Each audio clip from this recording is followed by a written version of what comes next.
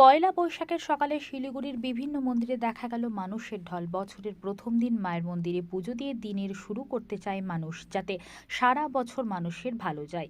এই কামনায় মায়ের মন্দিরে পুজো দেওয়ার লাইন।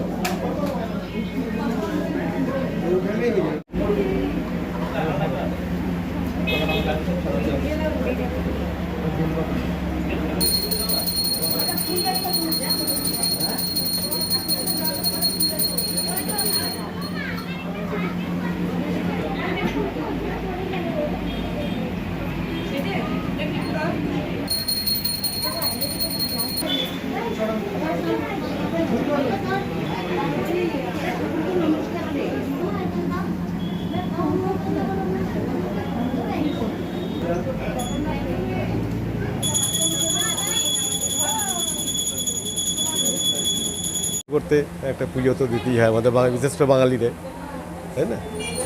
হ্যাঁ, বছরের প্রথম। আমার নাম অস্মিতা সরকার।